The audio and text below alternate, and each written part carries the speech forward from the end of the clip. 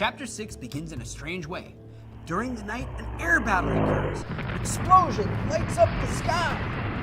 A crew member parachutes down from his plane and dies, landing on the mountain. We get a description of his body being dragged across the untamed beauty of the jungle. Now, Sam and Eric, the twins, discover his body while collecting firewood, and they think it's the Beast.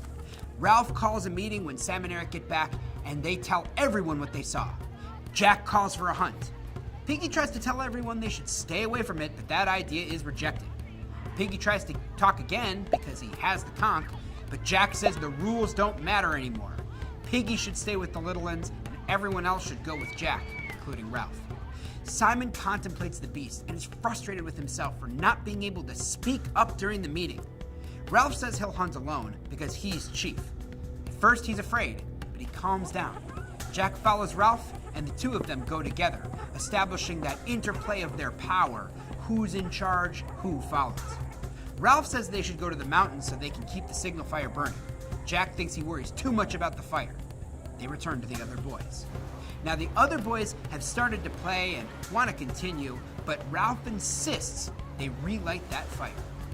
In this chapter, Ralph and Piggy talk glowingly of adults and being back in the civilized world, but the battle that takes place in the air shows that adults are not acting in a civilized manner either. You know, World War II.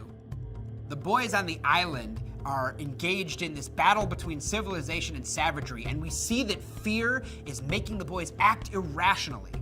Now, Sam and Eric glimpse the dead parachutist, but by the time they get back to see all the other boys, he's no longer a dead body. He has teeth and claws, and he even lunged at them. And Simon and Ralph recognize the story about the Beast doesn't make sense.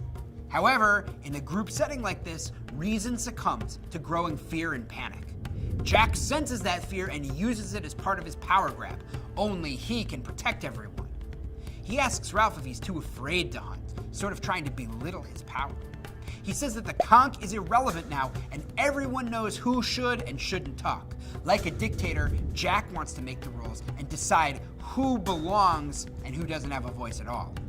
Ralph is trying, meanwhile, to reestablish order. He wants to relight the fire while the boys play. If they stay where they are, they have a sense of safety. Fear makes the boys short-sighted. Ralph's focus on this aspect is his truest strength. He understands what is important, and he will not be deterred.